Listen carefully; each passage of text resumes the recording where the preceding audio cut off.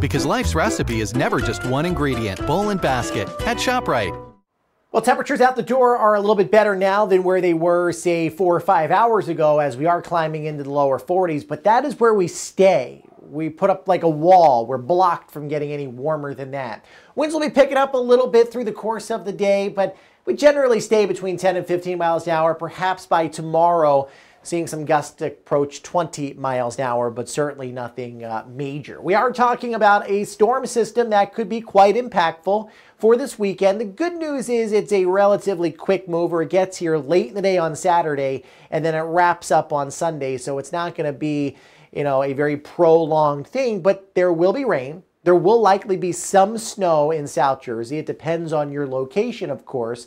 And if you're going into Pennsylvania, a much better opportunity for snow exists. Heavy rain down to the south, flooding rains, but once we figure out how this all comes together, how the pieces of the puzzle work together, then we'll be able to give you a concrete forecast. Because right now, the way I see it is it's rain over to some snow, accumulating snow for a portion of the area, and then others just get the short end of the stick at the shore, especially. I am watching the wind direction closely because we're certainly looking at the tidal flood aspect of this and beach erosion. We've got the new moon coming up next week. We are a few days removed from that, so I think for this storm, we avoid that worst case scenario, but there will likely be some solid minor tidal flooding going on.